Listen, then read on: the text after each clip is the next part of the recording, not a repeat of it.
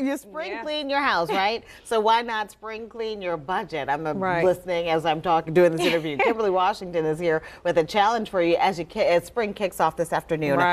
When people think about cleaning their budget, just think about savings and how you're going to save. How does that work? So people think about savings, and that was an article that stated that many people do not have at least $1,000 saved. That's for an emergency or whatever the case may be. So I started thinking about what's one way that people can start this year about saving more money this year. And there are a couple of different ways you can do that.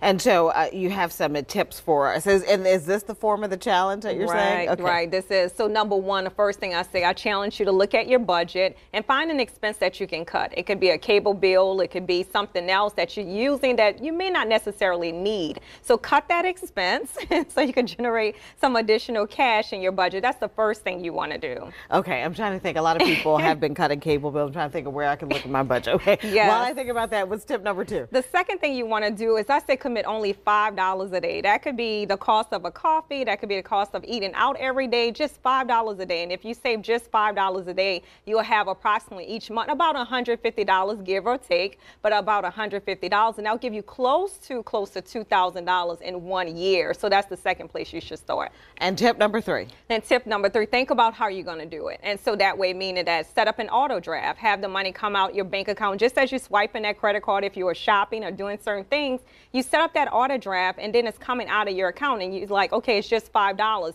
But then at the end of the year and at the end of the period, you really have a large amount accumulated. And you can go to my website at Kimberly.com. I put a spreadsheet together to help you on the way. And the tips that you gave, they help to create habits of savings. Right. Because what a lot of people don't realize, it doesn't take a lot of money to do so when it comes to savings or whatever the case may be. Many people think, oh, I need a large amount of money to save, but really small money makes a huge difference. It's about consistency, frequency over time, and then the money really does add up. So you don't have to start big, but just start where you are. It's like people who put their change in the drawer every day. That's correct. That's correct. Yes. Okay, so before we go, last thing is about the Kim Sense. What's our tip for today? So some people have been emailing me as it relates to tax questions. And so one tax question I recently received as it relates to filing a home business office on your tax return if you are an employee. And so the answer there would be that you're no longer able to do that with the new tax law. So you have to be a small business owner in order to take advantage of a home office business expense. But if you work for someone and you're an employee,